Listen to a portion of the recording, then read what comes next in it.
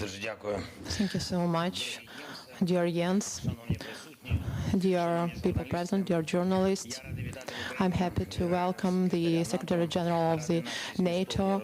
I am happy about our meaningful talk. It is the talk de facto of the Allies, which is a matter of time when the Ukraine will become the ally of the NATO. We are doing everything to make closer this time. Ukraine protects their territories and all the allies of NATO, and we are trying to reach the victory of this war, which was started by Russia, and must ensure the long-term peace and security in our state and for all the continent. Thank you so much, Mr. Secretary General. I thank to all the countries of Ukraine who help us to protect our freedom. The results of our cooperation are obvious. They act successfully in our defense coalition in tank, aviation, and other means that help us to protect the cooperation in different areas, the protection of cyber area. Ukraine successfully uses and improves the tactics of using the weapons of the alliance, many systems, starting from some simple weapons to the air defense. We are successfully cooperating. There's cooperation between our institutions on bilateral level, the cooperation between Ukraine and the states of NATO.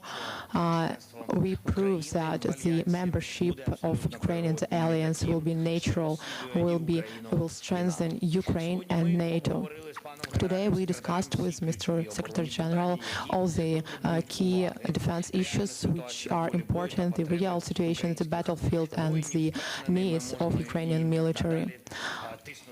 We can push the aggressor in future so that Russia goes back home, and this is the proper tactics. We talked about the protection from the Russian terror, and only during the last year Russian terrorists used more than 40 shaheds, and every night at the condition of such intensive attacks against Ukraine, against our cities, our ports, which are important for the global production, for the global food security, and also must strengthen our air defense.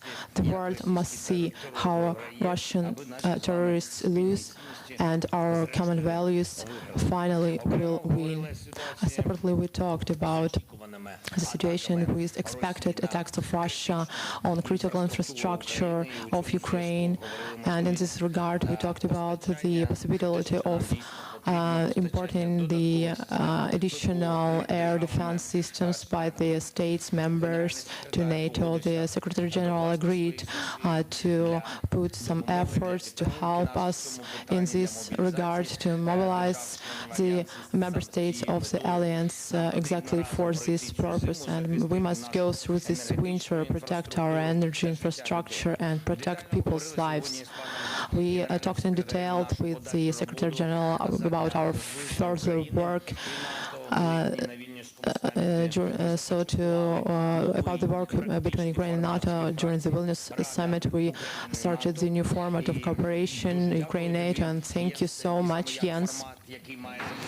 And this is a format which must ensure moving of Ukraine to NATO, and it is a very useful format. We hope that we will do this work meaningful.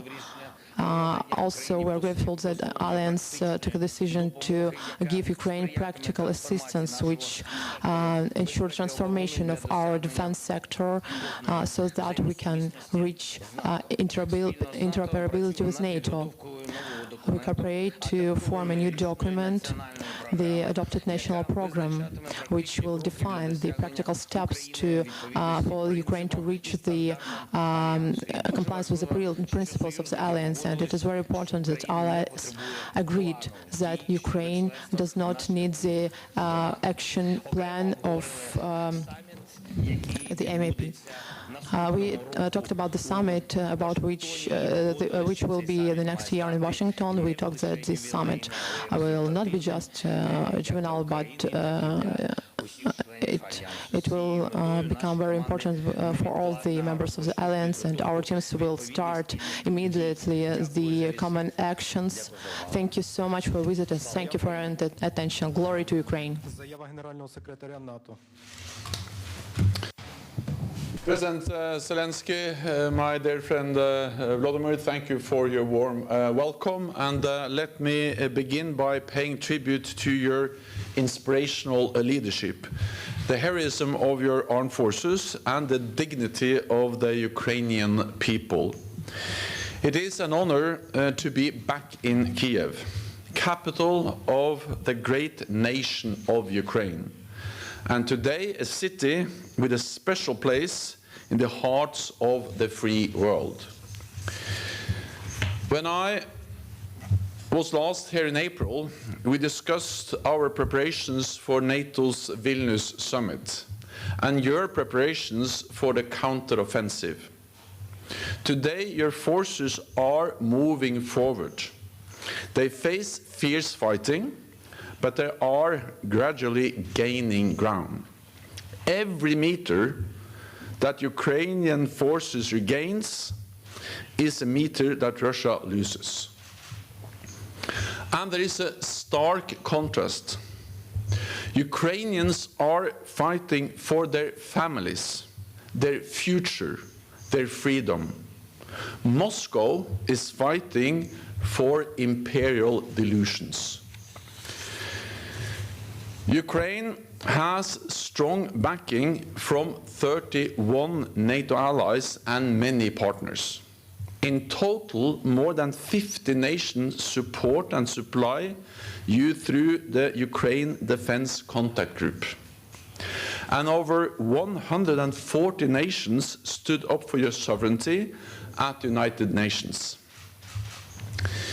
Meanwhile, Russia is diminished on the world stage, cut off from international markets, staying home from international summits, and reduced to seeking arms from regimes like Iran and North Korea. We just had an important discussion on the next steps for NATO's support. At our Vilnius summit in July, all allies agreed that Ukraine will join NATO. And we took 3 historic decisions to turn this into reality. First, we shortened your path to NATO from 2 to 1 step by removing the requirement for a membership action plan. Second, we agreed a program to make Ukraine's forces fully interoperable with your future allies, fully adopting NATO doctrine and equipment. This is part of a major package of support worth hundreds of millions of euros annually. Third, we strengthen our political ties to an unprecedented level by establishing the NATO-Ukraine Council, a body where we can consult and take decisions together.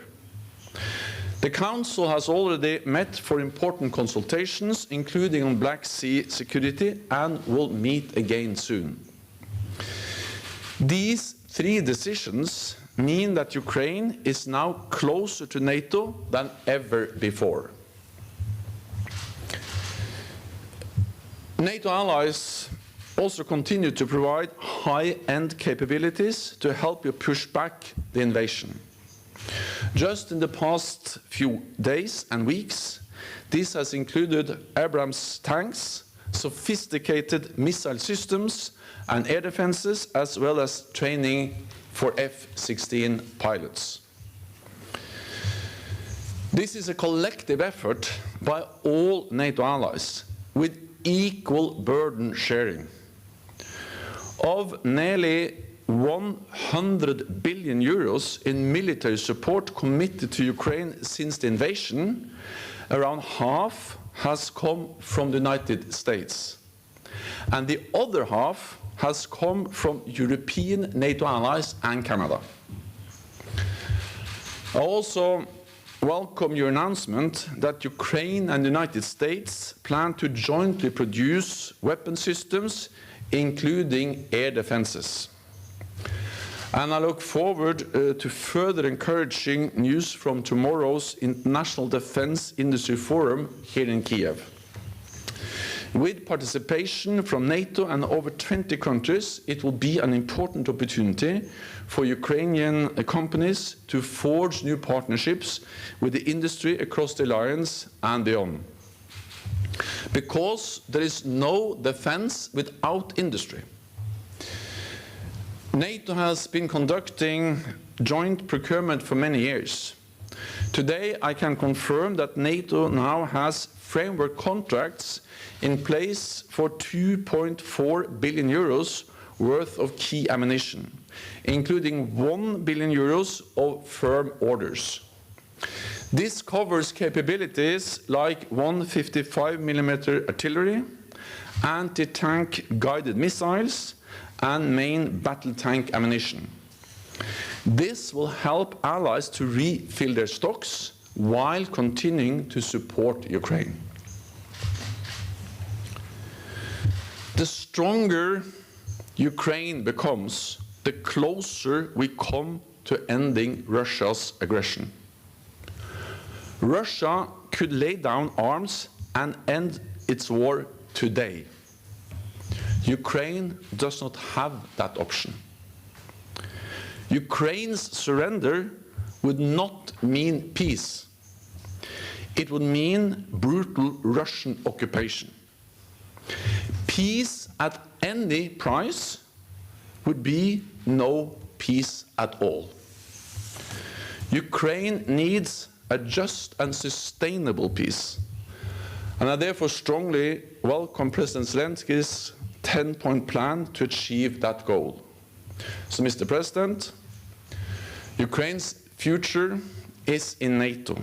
As we work together to prepare you for that future, NATO will stand with Ukraine for as long as it takes. Thank you.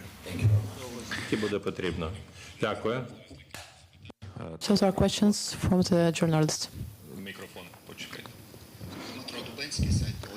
Dmitro Dubisky, Telegraph website. Volodymyr Alexandrovich, the question, there was information in the media that the Iran is going to deliver to Russia the ballistic missiles. Did you discuss this threat with the partners, and what are possible diplomatic or military and technical solution to this challenge? Thank you for the question. For today, there is information from our respective bodies and partners that for now there is no facts of selling the missiles by Iran to the Russian Federation. Our services are in contact with the partners and are dealing with this issue. Прохання два запитання одразу. We ask for two questions at the same time. Mr. Jens, the question for you. Why the reaction of the NATO is not very strong regarding the incident when Russia committed the shelling of the territory of Ukraine and the debris of missiles fell on the territory of Poland, and also there were Shaheeds, the drones in the territory of Romania. Why is the reaction of NATO is not so strong? And is there some plans of the NATO, of the members of NATO, to speed up the assistance to Ukraine on the background of these accidents? Because there are some statements that NATO was not going to be at war with anyone. And is there a possibility to speed up the military assistance to Ukraine in this context? Thank you. NATO has strongly condemned Russia's brutal war of aggression against Ukraine. It inflicts heavy losses, costs on Ukraine, and loss of lives and material damage. But this also, of course, represents a huge risk to all NATO allies. And therefore, we have, since the beginning of the war, actually before the invasion, provided substantial support to Ukraine and stepped up since the full-scale invasion last year. I am constantly urging allies to do even more, to speed up delivery, to ensure not least air defenses, and also to work on how to ramp up production so we can continue to provide support to Ukraine. Then regarding the debris from drones in Romania, we don't have any indication that this is a result of any intentional attack by Russia against Allied territory, but Russia's war and reckless strikes close to the Romanian borders are reckless and are destabilizing. There should be no doubt that NATO is there to defend all allies. We have therefore significantly stepped up our military presence in the eastern part of the alliance, including in Romania, with more troops, with more air policing, with more surveillance, and also with different capabilities that has enabled us to closely monitor the situation along NATO's borders. And the recent deployment of additional several F-16 fighter jets as part of NATO's air policing by the United States in Romania just adds to our presence in Romania as a result of the destabilizing and reckless military actions of Ukraine close to NATO borders. Second and last question, BBC. Hi, James Waterhouse, BBC News. James, let me ask you directly about munitions. Could you expand on what you've just announced? Because you have Russia able to replenish stocks at a far greater rate than Ukraine. Is there a danger of complacency from the West? Can you expand on what the alliance is going to provide longer term as Ukraine tries to protect its skies, sustain its counteroffensive? And of course, Russia is going to look to replenish as well in these winter months. And Mr. President, can I ask you about Admiral Sokolov? After last week's attack on Sevastopol, your secret services said he was killed, one of 34 officers. The Kremlin is trying to assert that is not the case through this unverified footage. And now your secret services are saying, we are trying to clarify. Can you say definitively whether he is dead or alive? Dziękuję. So first of all, we have significantly stepped up our support, but more than that, we have also engaged and worked with the defense industry across the alliance now for a long time, because it was clear already last summer that it was not sufficient only to deplete our own stocks. In the beginning, NATO allies depleted stocks to provide support to Ukraine. But then it was clear that we needed to do more, and that's the reason why we started to engage with NATO's defense industry already last summer. Then I met with Minister Kuleba, I met with Josep Borrell and at the NATO headquarters this spring, and we agreed also to step up the cooperation between Ukraine, the European Union and NATO to ramp up production. We had a meeting in June with NATO defense industry, but also Ukrainian defense industry and Ukraine on the margin of the NATO defense ministerial meeting, where we will develop further how we can work together to increase our own production in NATO countries, but also to ramp up production inside Ukraine. And therefore also welcome the defense industry conference that is going to take place here in Kyiv tomorrow, which is yet another step on how to mobilize more industrial capacity to produce the ammunition, the weapons, the air defenses we need. And I welcome, of course, the announcement by the United States and also President Biden and President Zelensky to do the same bilaterally between the United States and Ukraine. And then we will have the NATO Industry Forum in Stockholm next week. Again, the main focus will be how to invest more.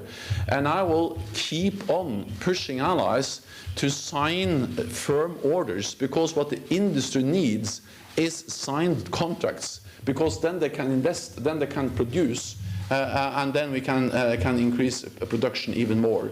We had a meeting recently in NATO. It's now clear that we have what we call framework contracts, standards contracts for 2.5 billion for key ammunition, out of which 1 billion is all of this firm signed contract. So yes, rest assured, we will produce, we will deliver ammunition weapons because this is about solidarity with Ukraine. It will be a tragedy for the Ukrainians if Russia wins, but it will also be extremely dangerous for us. So it's in our security interest to ensure that we provide Ukraine with the support they need to win this war.